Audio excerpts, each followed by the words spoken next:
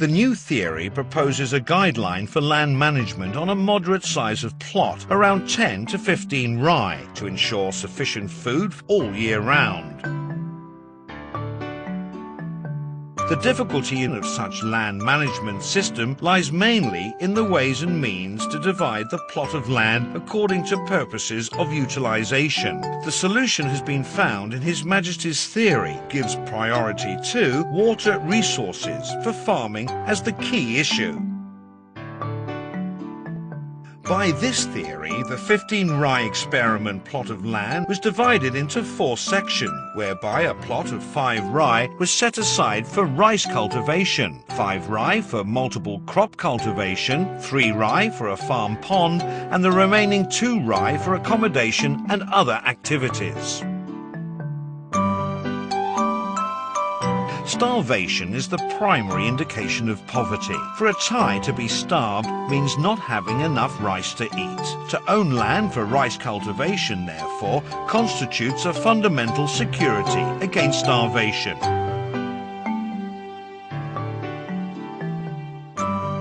According to His Majesty's calculations, the 5 rai plot of land is capable of producing rice for year-round consumption of a family of 5 to 6 members. The further 5 rai of land set aside for multiple crops cultivation to produce food for household consumption. It also ensures sufficient income for the living earned through the sale of surplus produce.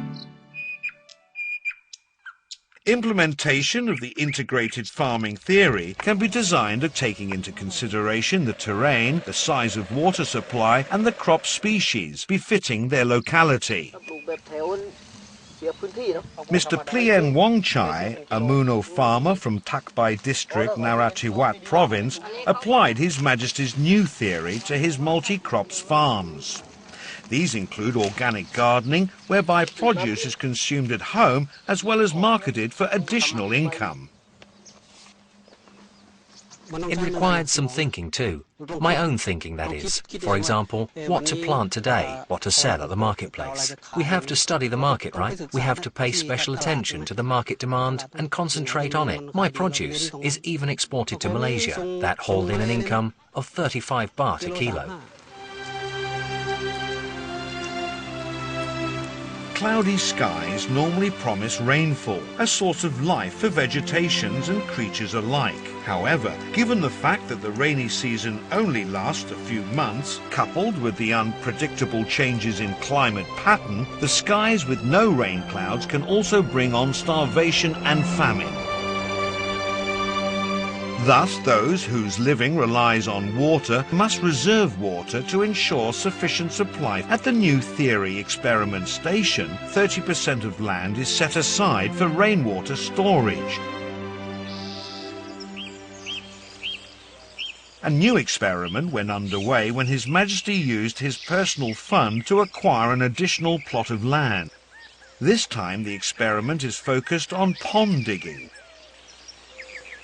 It was His Majesty's initiation to set aside rich topsoil for cultivation at the first phase. Then the soil obtained from deeper digging should be used as filling material on paths around the house to raise the beds of crops or for irrigation purposes, which proved very useful in low-lying, marshy areas prone to flooding.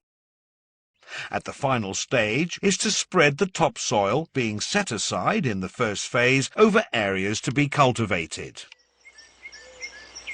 Water being stored in the farm pond is designed as a reserve for consumption only in times of drought or after long intervals between rains.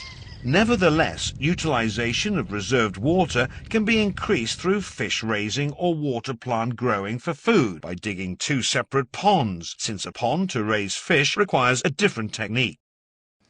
A pond that contains steep sides is not suitable as the fish have to swim all night in such a pond. No spot to rest. For tapian and nil fishes, there must be a slope around the edge of the pond for them to nestle in, while some other fishes nestle in a hole, especially to lay their eggs. A pond with steep sides causes the fish to have stiff necks because of the swim round the clock and no time to rest.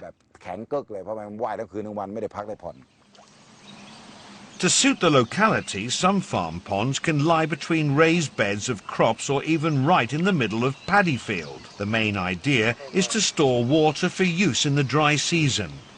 Given the large number of farmers who opt for digging ponds to restore water for their farming, it turned out that these farm ponds serve as replacements for the natural waterways that dried up or were filled up earlier. At the same time, the hardship after flooding can, to a certain extent, be eased, as farmers have plenty of water stored in their individual ponds, which can be used to rescue their crops later. It is the very object of the new theory. The hard fact is that in a country like this country, water is plentiful or even excessive at some periods that it sometimes creates floods that brings miseries, destroys the cultivated plants, causing them to die and rot. After all that water is drained out at the cost of great efforts and expenses, drought will set in, so no cultivation is possible. Then famine and poverty will prevail.